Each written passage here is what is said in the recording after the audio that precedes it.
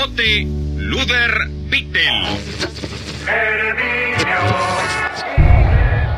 Ahora, Alfonsín, el hombre que hace falta. ¡Vamos a constituir la Unión Nacional! ¡Consolidar la paz interior! ¡Afianzar la justicia! ¡Proveer a la defensa común! ¡Promover el bienestar general! ¡Y asegurar los beneficios de la libertad para nosotros, para nuestra posteridad y para todos los hombres del mundo que deseen habitar el suelo argentino!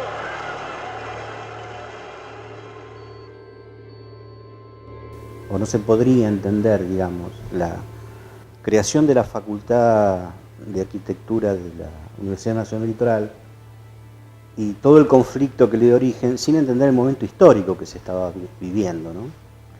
Que me parece que habría que separarlo como en dos cuestiones. Primero, el momento político nacional, que tenía que ver, digamos, con una primavera democrática, después, digamos, de la dictadura, y el propio proceso histórico, digamos, de la Iglesia en Santa Fe, que, digamos, por lo menos en mi experiencia, a partir del 76 al 83 tuvo como dos momentos, ¿no? Un primer momento, donde las autoridades eclesiásticas, de alguna manera, por lo menos acá en la diócesis, contuvieron algunas personas que venían, digamos, como cesanteadas y perseguidas de las universidades nacionales. Entonces llegaron a Santa Fe algunas personas, algunos docentes fundamentalmente, que comenzaron a trabajar, digamos, en la Universidad Católica. Y un segundo momento, después de la muerte del arzobispo Saspe, ¿no es cierto?, que cambia la conducción de la Iglesia y, digamos, inversamente proporcional a esa apertura democrática, digamos, según mi criterio, la Iglesia se radicaliza hacia posiciones más conservadoras y más duras dentro, digamos, de la propia estructura vertical, digamos, de la Iglesia, ¿no? Una de las cosas que más empezamos a notar es lo refractario que el ambiente de la católica se empieza a poner respecto de lo que eran los nuevos aires de la democratización del país, con todo el proceso que se da con las elecciones de octubre del 83. La muerte de Saspe el 24 de enero del 84 genera como, en mi opinión, la contradicción o de la dialéctica entre un panorama que se exhibía plenamente libertario en el plano exterior, se vivía hacia adentro de la Universidad Católica una especie de vuelta, ¿no es cierto?, a las cosas del pasado, para decirlo así de un modo bastante eufemista, ¿no?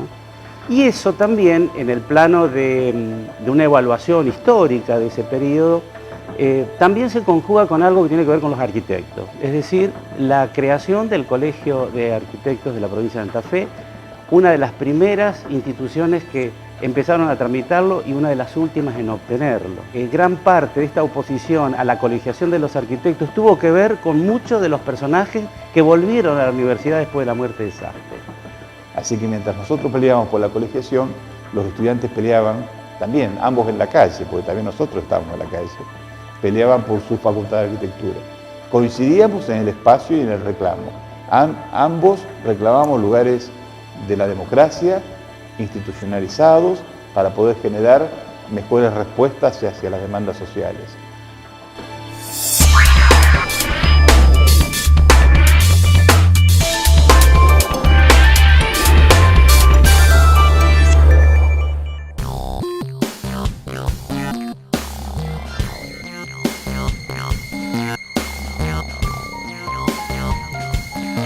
Era 1983 y estábamos cursando tercer año y bueno, ahí empezaron a aparecer algunas cuestiones que no nos cerraban, que nos hacían algo de ruido. Yo creo que pensándolo ahora era que hasta ese momento lo disciplinario y lo religioso se mantenían en dos espacios separados, eran como dos relatos que no se interferían. quizás lo disciplinario era muy instrumental, entonces, bueno, no habían aparecido quizás estas cuestiones. Bueno, pero resulta que en tercer año se nos propone hacer un diseño de un edificio de vivienda para una familia tipo, y entonces, bueno, se entra a definir cuál era ese tipo de familia, y ese tipo de familia era un tipo de familia cristiana, conformada por padre, madre y 2 hijos. La misma construcción debía ser en función de ciertos materiales que eran juzgados por los profesores como más cristianos, porque eran más bellos, por ejemplo el ladrillo visto, me acuerdo. Y bueno, eso nos entró a parecer, nos entramos a preguntar si realmente esa era la verdad, la única posibilidad de construir arquitectura. Y de tercer año íbamos a hablar a cuarto, a quinto y a sexto. Nosotros éramos mucho más chicos y íbamos a hablar a los cursos superiores. Y se empezaron a hacer asambleas muy numerosas, metíamos 400, 500, hasta 600 personas hubo en las asambleas, o sea, la facultad prácticamente entera. Y cada vez prendió más este tema de la normalización de la facultad, conseguimos lo que eran los estatutos y armamos una especie de incipiente centro de estudiantes, que hubo una comisión que se empezó a tratar de armar un estatuto de centro de estudiantes para tener elecciones, pero dado la vorágine que tomaron todos los hechos, ese estatuto no quedó, nunca se terminó de armar el centro estudiante como tal. Pero se armó una especie de, no sé cómo llamarle, no me acuerdo si salió de asamblea o no, pero una especie de comisión directiva donde estaba Néstor Sena, Miguel Rodríguez y yo, y también participaba bastante Mario Anselmi. Empezamos a tener muchas reuniones con la dirección, con el decano, con el arquitecto Lastra, y hasta llegamos a tener una reunión con el rectorado de la facultad, de la Universidad Católica. Los que ingresábamos a la facultad nos dábamos cuenta que algo se estaba gestando. En particular, yo me involucro más por necesidad que por vocación, saber qué es lo que pasa. Así, soy delegado de primer año, y empiezo a concurrir a las reuniones de ese protocentro de estudiantes, que estaba conformado por una mesa muy chiquita y el resto delegados de curso. En esa cantidad importante de gente que conformaba esa reunión de delegados y demás, se vislumbraban las distintas ideas políticas, los distintos agrupamientos, por así decir. Participábamos absolutamente todos de todas las decisiones, es decir, se comenzaron haciendo asambleas en uno de los talleres más grandes que se llamaba La Heladera porque realmente era un lugar muy frío en invierno. Allí se hacían las primeras asambleas en que la primera se decidió, o en una de ellas se decidió el no pago de la cuota, que fue la primera medida de fuerza que suponíamos que como por supuesto la Universidad Católica era una universidad privada, y se mantenía con parte de los recursos, por supuesto, de los ingresos, de las cuotas de los estudiantes, suponíamos que eso iba a significar un cimbronazo para la institución. Además, la Facultad de Arquitectura era la que mayor cantidad de alumnos tenía. Esto que era el reclamo por la cuota, que era muy alta, fue habilitando la posibilidad de empezar a discutir otras cosas. Entonces ahí aparecía esto de que estábamos en plena democracia con una figura de un interventor en la facultad. Ya la figura de interventor hace muchísimo ruido a poco tiempo de haber recuperado la democracia, la figura de interventor. Entonces había un estatuto que habilitaba, dentro de lo que es la Universidad Católica, por lo menos la posibilidad de elegir un decano, de tener un consejo y una participación estudiantil que era participar de este consejo con voz pero sin voto. Y bueno, esa idea loca de creer de que una institución que nunca fue democrática tenía que habituarse a vivir en democracia como todos tenían que habituarse. Y en realidad no era tan simple.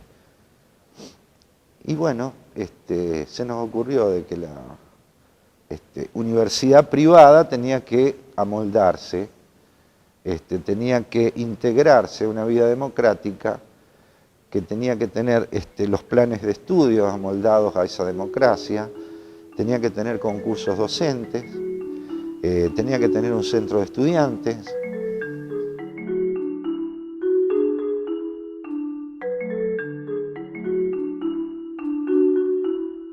En julio hubo una decisión de ir a la plaza, que fue el primer hecho político, digamos, importante.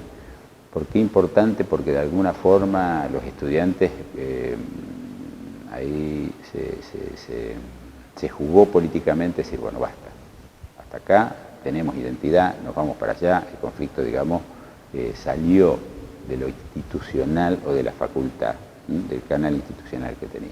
Primero que nos vamos en un invierno a una Plaza de Mayo que no es la de ahora, que está pasada por varias remodelaciones. Era literalmente ir abajo de un árbol con el piso de tierra y éramos los inundados que improvisábamos carpas sin ser carpas. Las primeras no era conseguir una carpa, era 4 palos, un plástico, 5 frazadas, una lona, los bancos. Todas las mañanas, a cada hora, rodeábamos toda la Plaza de Mayo en filita india y todos los alumnos que en ese momento, alumnos, compañeros, docentes, lo que había, que se juntaba, para decirte que siempre había ese grupo de gente, rodeaban perfectamente el perímetro y íbamos avanzando y aplaudiendo. Y en un momento cuando se formaba el cierre del perímetro, o sea, se cercaba toda la Plaza de Mayo, empezábamos a aplaudir y a gritar y nos veníamos todos corriendo y hacíamos como una celebración tipo rito indio. Nuestra toldería hacía mucha presencia, siempre tuvo la inyección de tener la tropa alegre.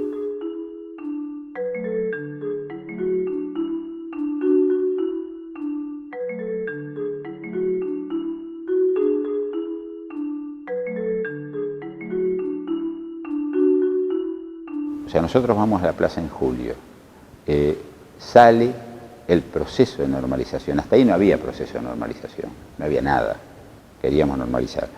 No me acuerdo qué fecha, junio, julio, agosto, ponele, sale el plan de normalización, que nosotros lo tomamos críticamente. En el desarrollo del plan de normalización es donde este conflicto se va polarizando, por lo operativo sobre todo. Y si bien se llegó a algunos acuerdos intermedios durante el proceso de ese año 84, luego se deshacían los acuerdos, ¿no? O sea, no se respetaban estos acuerdos.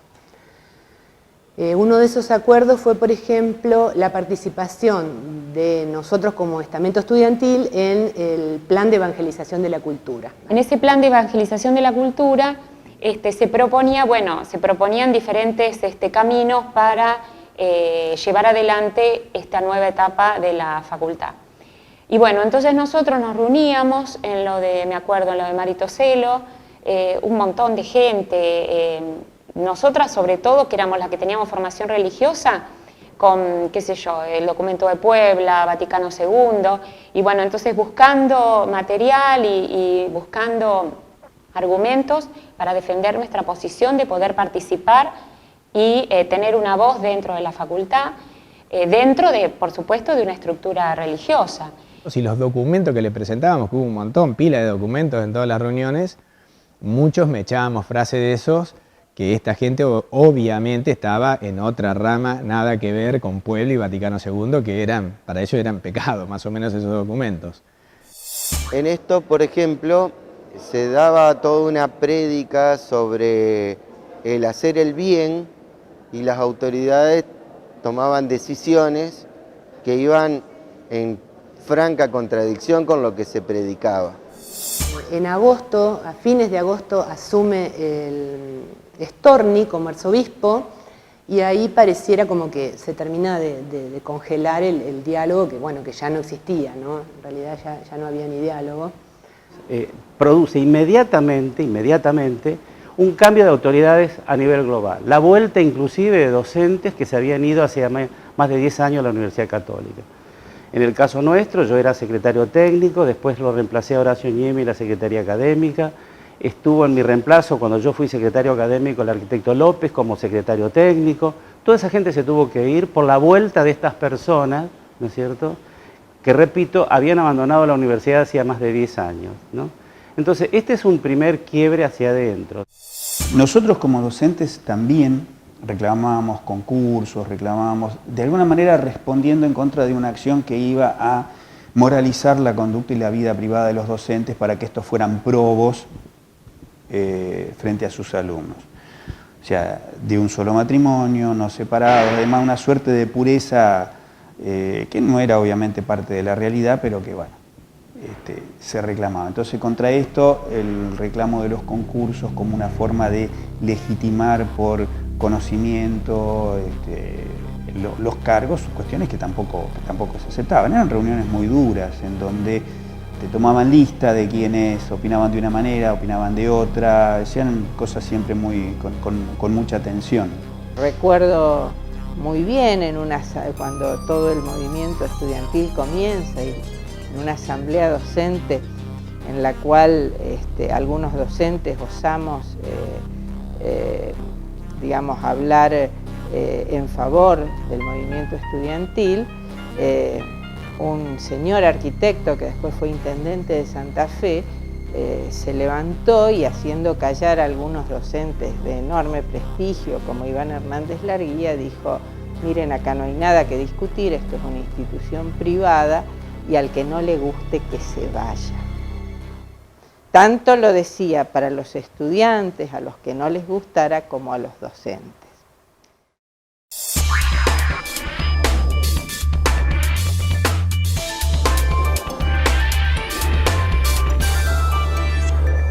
La facultad se cierra durante un fin de semana. Nosotros teníamos instaladas las carpas afuera y el día lunes se hace una asamblea, se logra ingresar a la facultad. Había muy pocas clases y muy pocos docentes dando clases y muy pocos alumnos, por supuesto. Se organizan marchas internas adentro de la facultad y se hace una asamblea a la tarde en la cual es la asamblea donde se decide la huelga de hambre. 2 o 3 horas después de esa asamblea habíamos quedado, creo que eran a las 10 de la noche o a las 11 de la noche, en ir a la plaza a armar las carpas.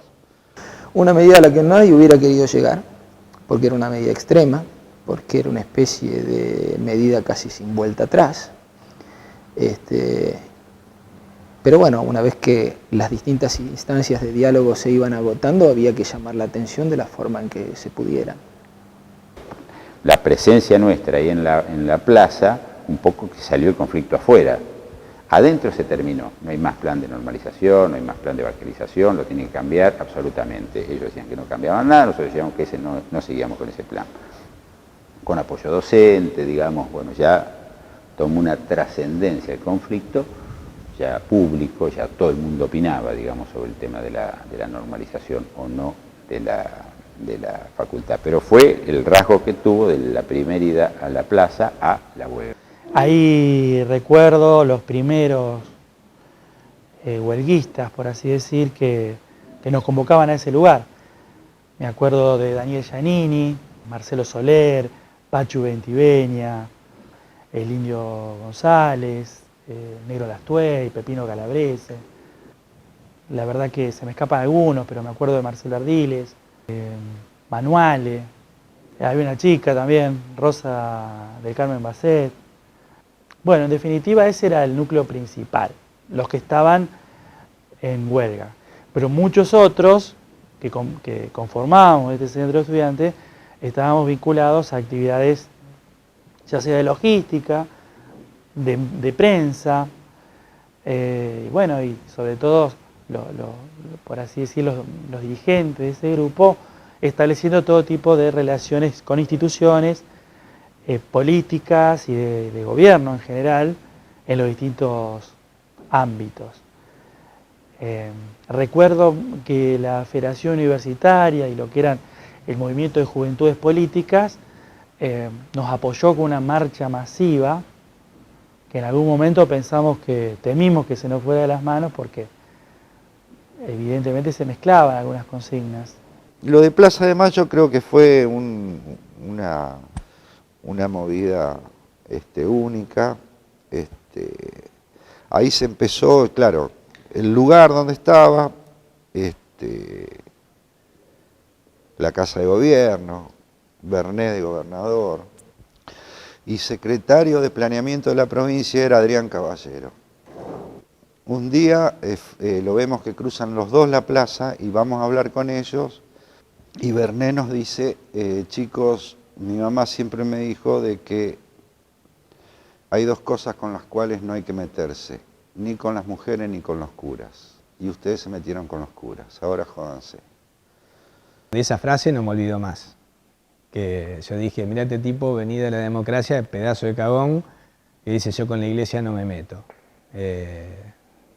Eso me quedó grabado también, esa frase del Tati Bernet, como diciendo, a la iglesia te puede limar el poder que tenés en el gobierno.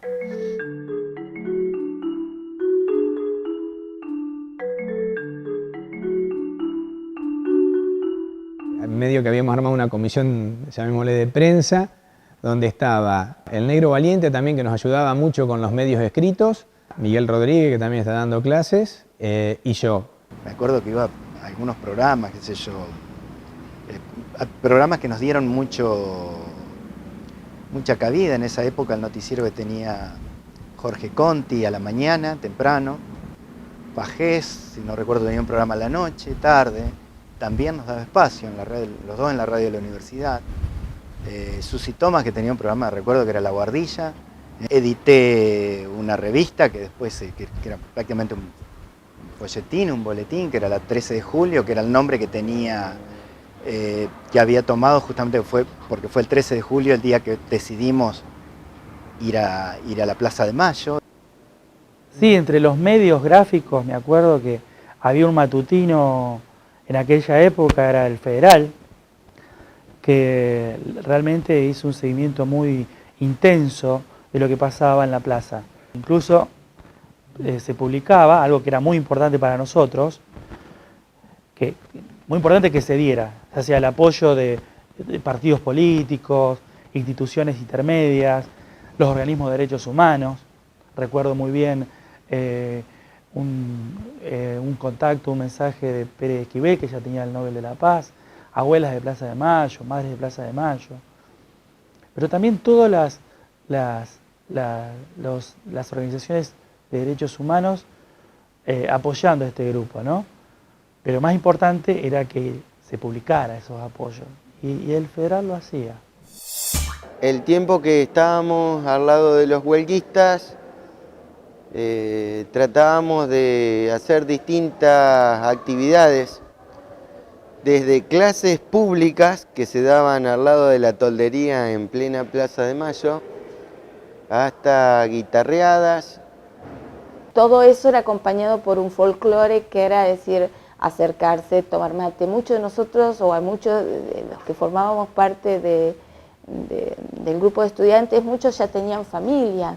El compromiso no era solamente de los estudiantes, sino era todo el grupo que acompañaba a los estudiantes, los familiares, los amigos. Había grupos de centros de estudiantes de escuela secundaria que venían también y iban apoyando. Recuerdo lo hermoso de haber estado acunado con poesía, con canciones que en aquel momento se escuchaba de la trova cubana y del renacimiento del rock nacional y de la cultura popular, que eran nuestra compañía en aquellos momentos en los que nos sentíamos un poco solos.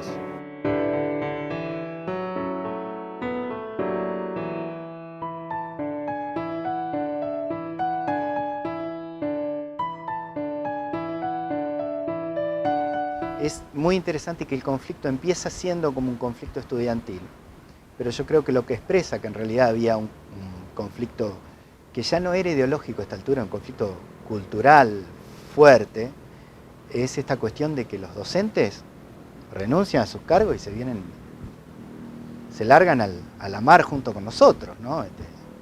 Queman las naves junto con nosotros.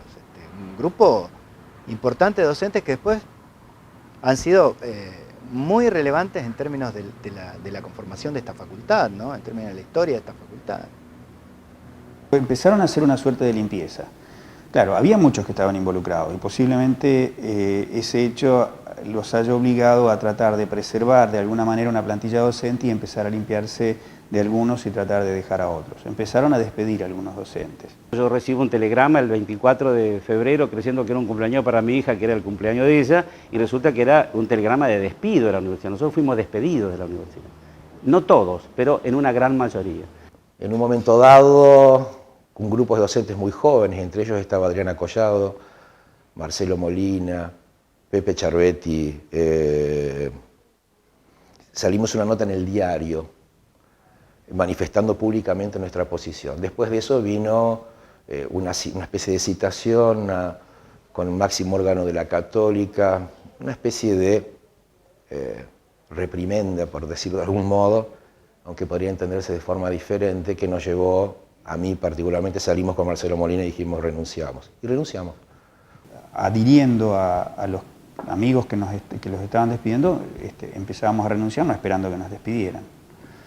Y me parecía además que era la respuesta que el momento exigía, o sea, que no podíamos seguir en esos claustros encerrados al margen de lo que el país estaba viviendo. Luego de una reunión frustrada en el directorio superior de la Universidad Católica, primera vez que los estudiantes acceden a una reunión de directorio superior y donde planteamos nuestro problema y nuestras inquietudes, y frente a una negativa o vislumbrar, digamos, la inviabilidad de nuestro planteo en ese ámbito, y que corríamos algunos riesgos que podían ser agravados con el transcurrir del tiempo, fue que surge, digamos, la necesidad de ir al ámbito de la nación, a tratar dentro del marco de los asuntos universitarios de la nación, exponer nuestro problema en toda su dimensión.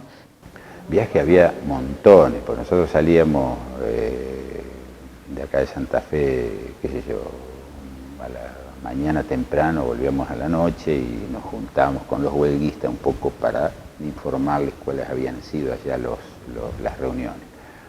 Para ese viaje a Buenos Aires, obviamente, había que juntar dinero y tener un auto. Bueno, yo en ese momento, yo había perdido a mis padres hacía unos años atrás y bueno, yo tenía un auto que me había quedado de ellos, que lo compartía con mis hermanos, pero bueno, lo usaba yo cuando quería, y también nos faltaba plata para el combustible. Y bueno, y de ahí salieron los fondos de esa asamblea para ir en este viaje que hicimos con Iván Hernández Larguía a los estudios en Buenos Aires, al Senado. A mí me tocó en ese momento ir a hablar con quien era entonces obispo de Morón, una persona muy formada, Monseñor Justo Laguna. Y también me tocó conocer en ese momento a quien era el nuncio apostólico, Monseñor Pío Lagui. Y Monseñor Pío Lagui, cuando nos recibió, nos atendió muy bien. Me acuerdo en un castellano con un fuerte acento italiano, pero muy correcto su castellano.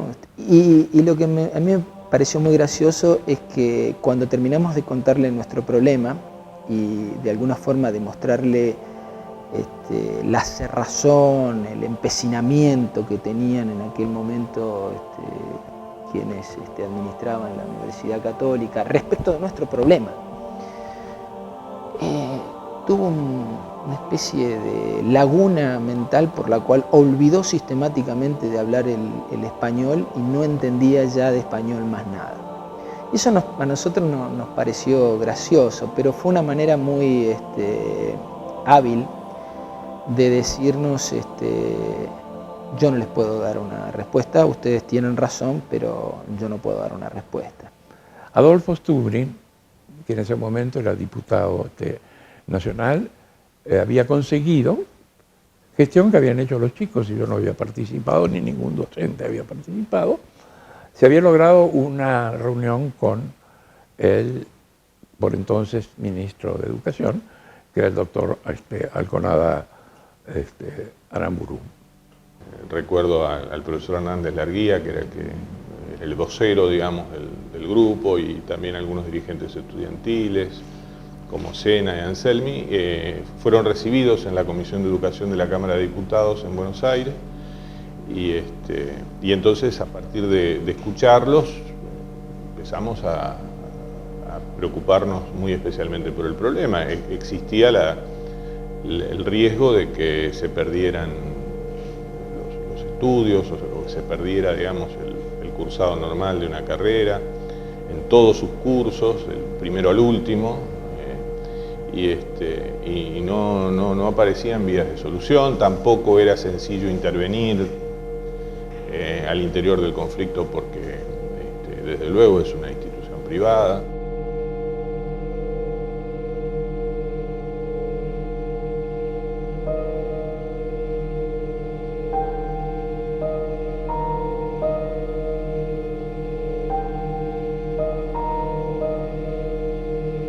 Íbamos generando una situación cada vez más de inestabilidad como estudiantes ahí adentro. Se perdían turnos de examen, se perdían regularidades en la materia, se perdían condiciones para poder cursar otras. Se estaban yendo los estudiantes de la facultad. Había gente de Entre Ríos que ya directamente se estaba hablando de armar una facultad de arquitectura en Paraná. Después otra gente que estaba emigrando a Córdoba o a Rosario. Nos estábamos nosotros mismos perdiendo como grupo. Era una sensación en ese momento como de la que yo tenía, ¿no? No te digo de batalla perdida, pero bueno, de estar ahí haciendo presencia y fuerza, pero dudando que ese tipo de cosas tuviera efectivamente algún eco en esa estructura.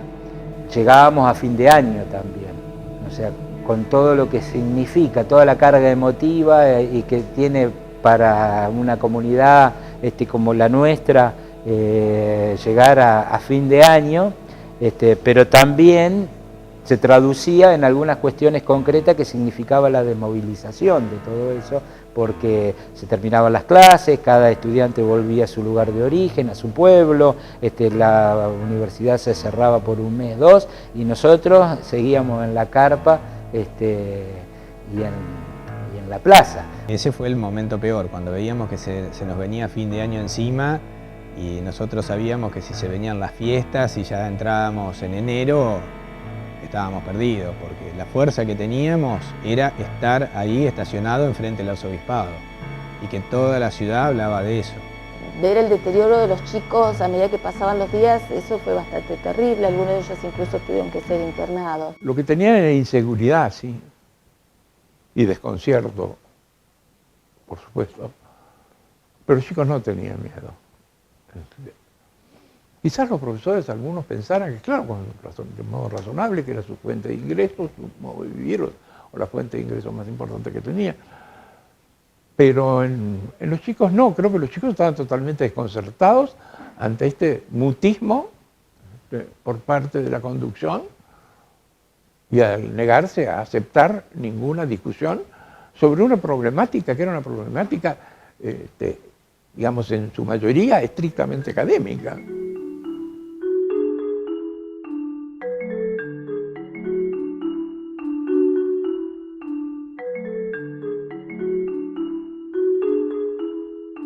La garantía hubiera podido canalizarse a través de varias alternativas, y se resolvió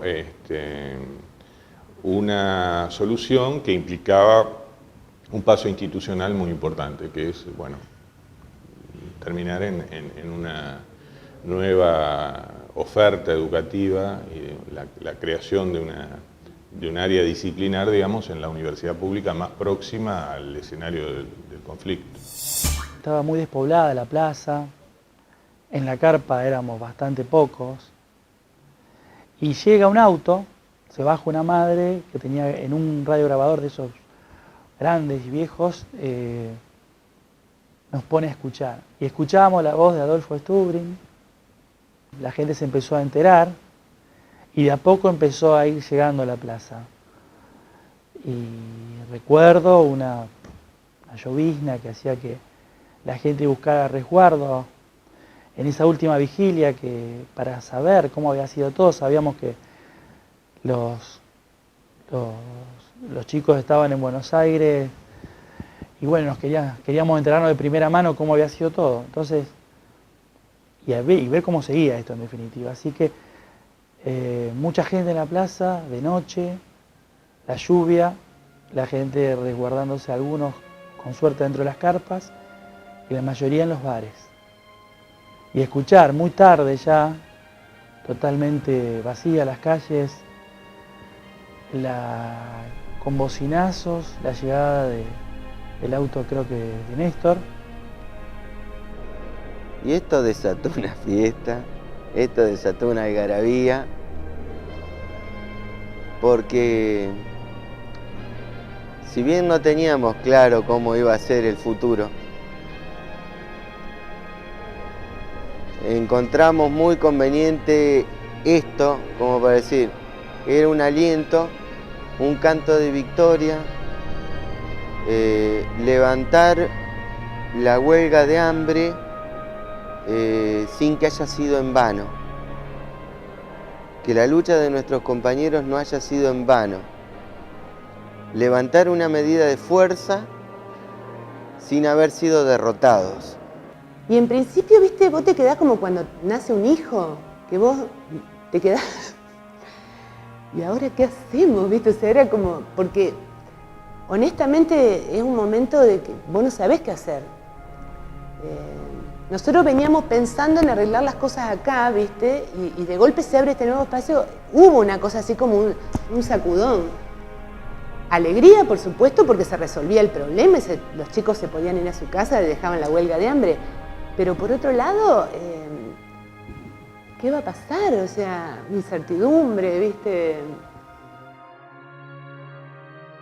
No sé si todos teníamos plena conciencia de lo que iba a significar. No solamente en términos de crear una facultad en el Estado, en la Universidad Nacional del Litoral, sino lo que eso iba a significar para la arquitectura en general, para la formación universitaria y para la región.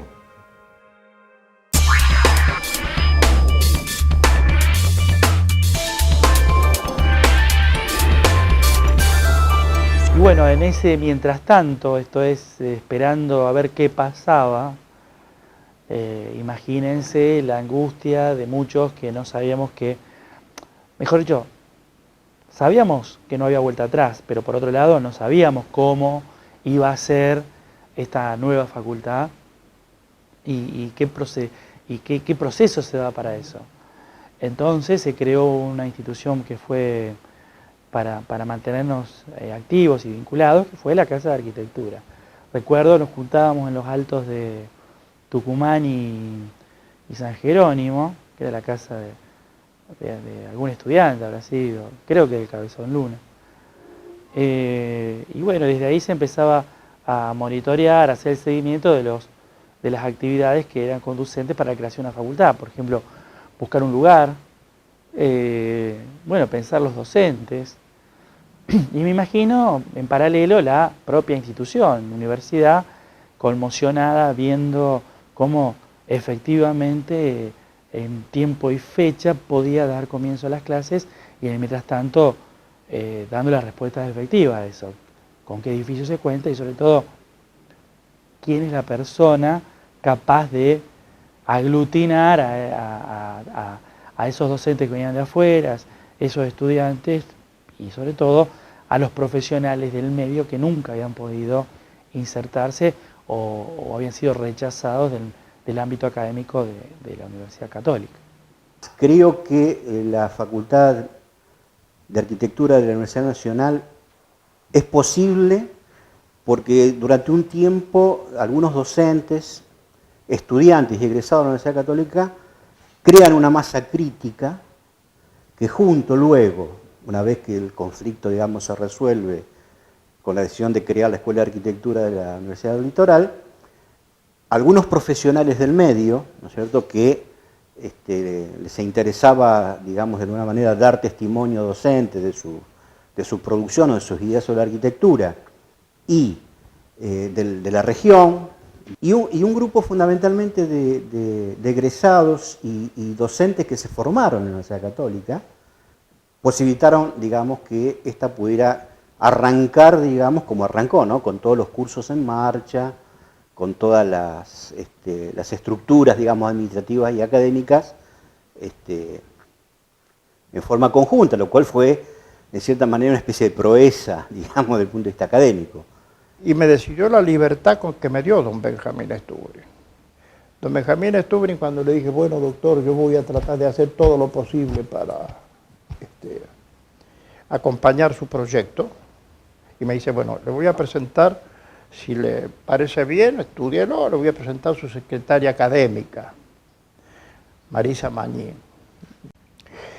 Y empezamos a trabajar con Marisa, sobre todo Marisa, porque nos encontramos con el embrollo infinito de que todos los de la Católica vinieron de primero a sexto año, con un plan de estudio que debíamos articular con nuestro plan de estudio. Imagínense, organizar las cátedras, correlatividades, el plan de estudio, administrativamente, lo que era, o sea, con 3 personas, porque no nos mandaron más que 3 personas en ese momento, pero bueno, hacíamos algunas veces partes administrativas, o sea, era organizar todo 6 años juntos, porque no es una carrera que empezás con un año.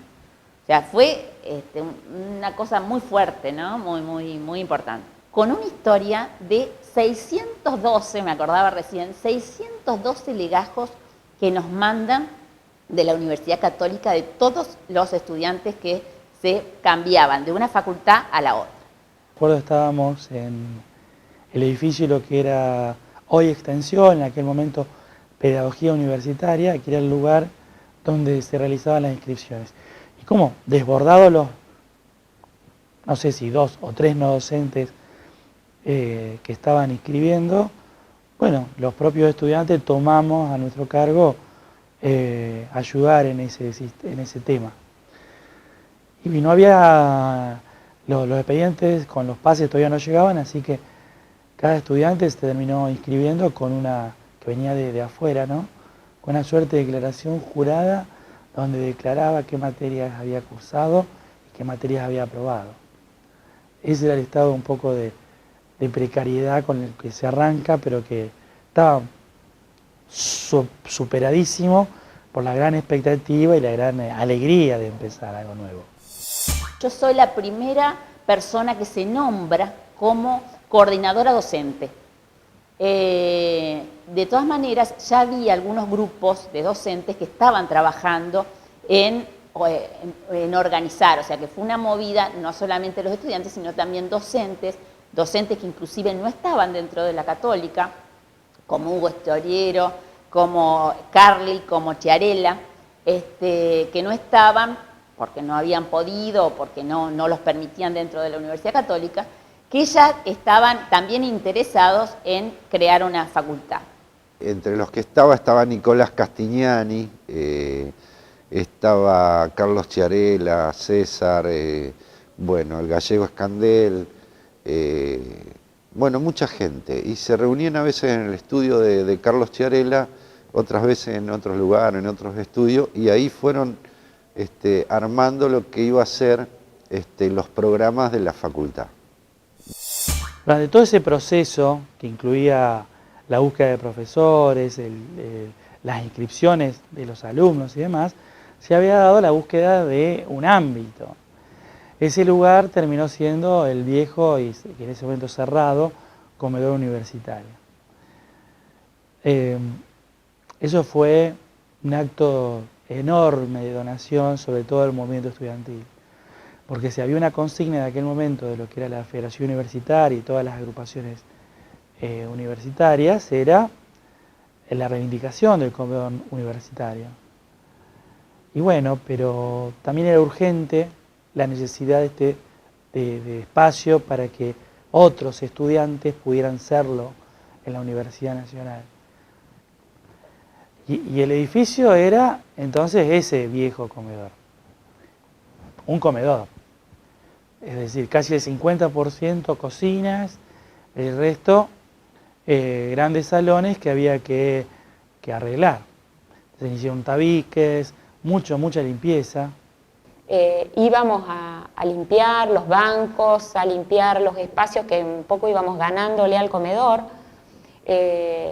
porque la verdad que era el comedor y entonces era, por un lado, estaba la idea de no desmantelar el comedor como comedor, porque estaba la idea que a lo mejor algún día podía volver a funcionar como comedor, pero por otro lado nosotros necesitábamos esos espacios para dar clases, así que era una cosa que incluso con divisiones hasta cierta altura, no divisiones completas, o sea, uno escuchaba de un aula a otra, porque eran divisiones precarias que se habían armado para poder dar las clases. Estuvimos ese fin de semana baldeando y el lunes arrancamos las clases con César no sé si era decano o normalizador o tenía algún título de eso, y habíamos hecho en lo que era la parte de la cocina, digamos que era un taller grande, una exposición de trabajos que venían ya de trabajos anteriores nuestros. Pero bueno, se hizo esa exposición de trabajo y bueno, y empezamos a ir las clases. Yo recuerdo el primer día de clase, llegar a las 7 de la mañana en una aula inmensa, con un docente que la verdad que no lo alcanzaba a ver bien, una cantidad importantísima de estudiantes, y la verdad que todavía no teníamos bien claro las materias, el plan de estudio se estaba armando, había un esquema, pero se iba acomodando al andar. Recuerdo muchísimo más que ese primer día, recuerdo muchísimo más todo lo que fue pensar la facultad nueva. Desde el rol de estudiante y después enseguida en lo que fueron a través de las pasantías, desde lo que fue el rol docente. Entonces, en realidad, este inicio de la facultad no tiene que ver con un día, sino que tiene que ver con, para mí, una continuidad de un proceso y empezar a poner en acción algunas cosas que habíamos pensado y fundamentalmente ponernos a estudiar e investigar. Y esa nueva historia, bueno, empezó a tener, digamos, manifestaciones, o sea, desde la elección del plan de estudio y de la estructura académica, que se eligió una estructura muy interesante que no fue invento nuestro, pero yo estuve en algunas reuniones liminares, digamos, de la creación de la facultad con respecto a al sistema académico que se iba a implementar. Fue un esquema que era producto más de los cordobeses, digamos, la Universidad Nacional de Córdoba, que proponía dos esquemas, uno horizontal y uno vertical, ¿no? Que es el que se mantiene y que dio muy buenos resultados y que sigue funcionando, a mi juicio, muy razonablemente en la enseñanza de la arquitectura. Fue una época muy linda, muy difícil, de mucho esfuerzo, muchísimo esfuerzo, personal. Nosotros, como no había tiempo, yo recuerdo, yo salía de clases a las 12:30 de la noche, porque no teníamos lugar, teníamos que ocupar prácticamente todo el día como una banda horaria para poder distribuirnos los poquitos espacios que teníamos en malísimas condiciones, digamos, con problemas de equipamiento, en muchos casos no teníamos las condiciones mínimas. Sin embargo, pasó desapercibido, absolutamente desapercibido. O sea, hubo una voluntad muy fuerte y una convicción en que íbamos a salir adelante y que dependía de nosotros. Profesores trabajaban a dolores, no cobraron hasta mucho tiempo después. Iban, enseñaban, iban con una especie de vigor, de ganas, de cosas nuevas. Estamos como si de pronto el mundo hubiera dado vuelta inesperadamente. De la brutalidad que salíamos al optimismo luminoso del nacimiento de una nueva cosa. Y entre ese renacimiento luminoso estaba la facultad. Todo ese tipo de embrollo, unido al buscar la facultad, encontrar nuevos caminos para entender este proceso complejo, fue premiado con una velocidad casi increíble cuando nos cayó rápidamente la decisión del Ministerio de Educación de la Nación de que ya éramos facultad. Facultad de Arquitectura y Urbanismo de la Universidad Nacional del Litoral. Se pudo lograr, avanzamos en el proyecto y creo que el resultado, algunos años después, no tantos, poco más de 2 décadas después, está a la vista. Una enérgica propuesta académica tiene hoy la universidad a través de su Facultad de Arquitectura, Diseño y Urbanismo. Tiene, nos parece, un crecimiento extraordinario pese a su juventud y a su vez también está inserta categóricamente, no solamente en el ámbito de la propia Universidad Nacional del Litoral, sino con un reconocimiento pleno de sus pares a nivel argentino, por supuesto, nacional, pero también latinoamericano, donde su inserción es plena y categórica en diversos ámbitos que ocupa. Mucho tiempo después de la creación de la facultad, recuperando la historia de la Universidad Litoral, descubrí este dato. La Universidad Litoral fue la primer universidad creada por la reforma del 18 y fue creada por muchachos. Y la Facultad de Arquitectura fue la primera facultad creada en democracia y también fue creada por muchachos. Y por muchachos digo estudiantes, pero también docentes, que conservaban ese vigor juvenil. El que se haya logrado una universidad pública integrada a la Universidad del Litoral fue un trabajo de los chicos. No tengo duda, los estudiantes cumplieron allí un rol, digamos, protagónico en las decisiones de lograr una facultad pública. El compromiso y la solidaridad de todos los estudiantes fue el rasgo distintivo, digamos, de ese movimiento. Y no nos quedamos con lo que pensábamos, sino que trabajábamos para construir lo que queríamos. Y de destacar, creo que la palabra que a mí siempre me aparece es confianza. Creo que a partir de la confianza es donde se pueden construir estas cosas y nosotros teníamos muchísima confianza. Es mucho más que un trabajo hoy en día la Facultad de Arquitectura, sigue siendo un gran compromiso. Siempre es posible hacer algo más de lo que soñamos. De hecho, lo que nosotros hacemos termina siendo más que nuestros propios sueños. En realidad, yo creo que fue una especie de periodo muy heroico, ¿no? Donde claramente las dificultades fueron amplísimas y se pudieron superar con una gran voluntad y convicción, con mucho trabajo y con mucho esfuerzo. Demandó años y años poder de alguna manera consolidar a la facultad. Pero creo que ese espíritu de trabajar, de poder mirar para adelante, de tener la esperanza y de creer que cualquier proyecto se puede construir, que es un problema de tiempo y que hay que mirar mucho más allá de las narices, fue lo que marcó esta facultad. Y si hoy no está vivo, no está presente en las anécdotas o en el comentario popular de un pasillo de los estudiantes, sí está vivo en el espíritu de la facultad.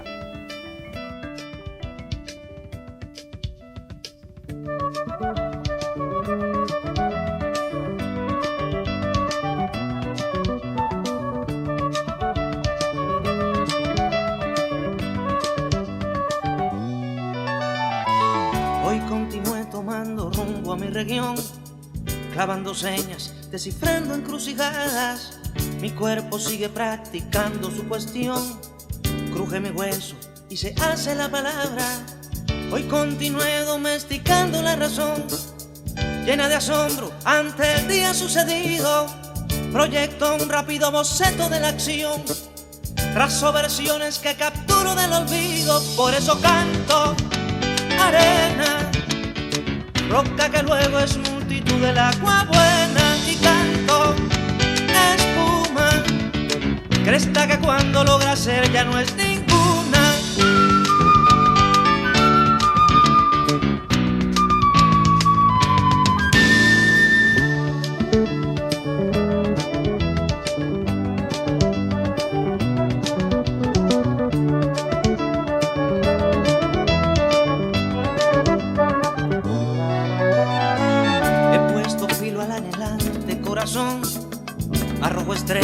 a mellarse contra vientos.